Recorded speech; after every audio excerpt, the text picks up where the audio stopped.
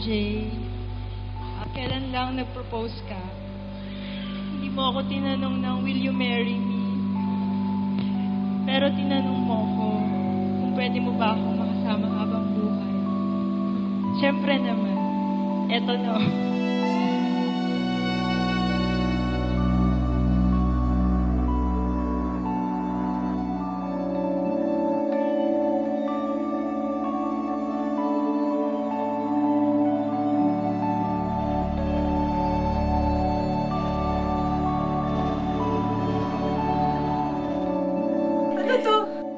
RJ. Bianca, matagal na natin hinintay to. Mamaya, totoo na talaga. Huwag kang mag-alala, di ako uurong. Mahal na mahal kita, RJ.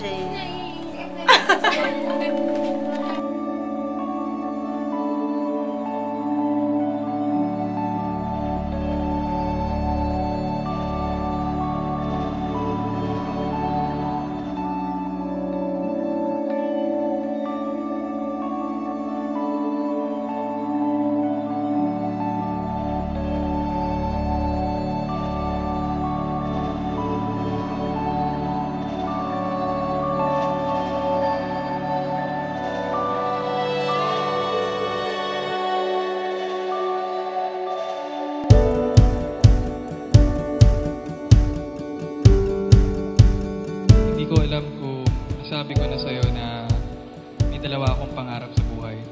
Una, gusto ko sana maging doktor, neurosurgeon sana, manggagamot, mag-opera. Pero alam naman natin na may mga nangyari na nagsabi sa akin na hindi talaga para sa akin yung daan na yun. May ibang plano sa akin ng Diyos at taos puso ko nang ipinaubaya at pinalato kay Lord yung pangarap ko na yun. Kung anong tayog at taas ng una kong pangarap, siya namang simple ng ikalawa kong pangarap. Gusto ko lang maging pinakamagaling at mapagmahal na asawa at tatay sa magiging pamilya ko. At nakakatuwang isipin na sa harap ni Lord, dito niya mismo ibinigay ang katuparan ng pangarap ko na ikaw.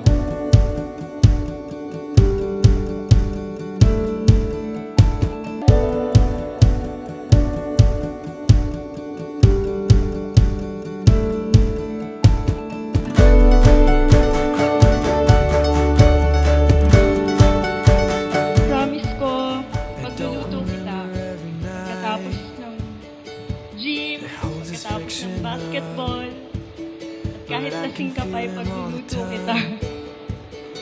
Promise ko, sasamahan kita sa mga lakad mo.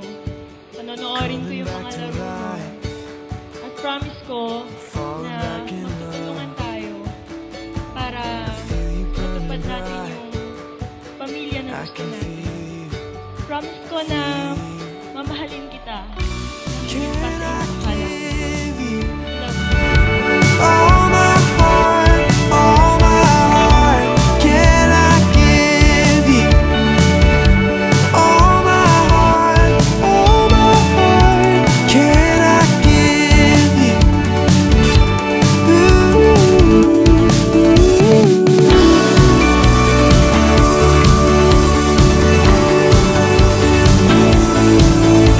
We're dancing in the house, losing track of time. We find each other's faults, then find the ocean side. Look into your heart, oh, I get it through your eyes.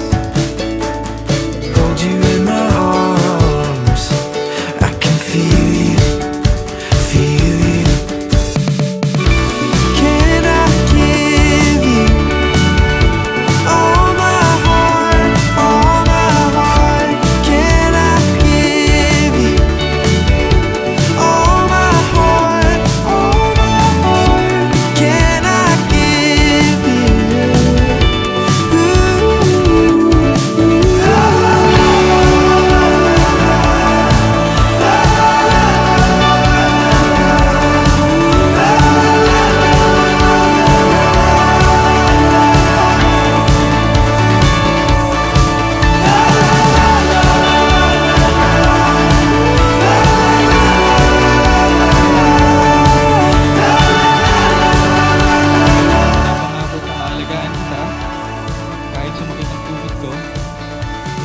Pinapangako kong hindi kita pagbubuhatan ng kamay.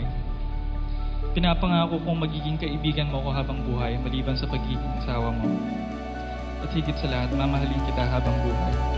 Kahit walang cord kanina, okay lang. Kita iwan.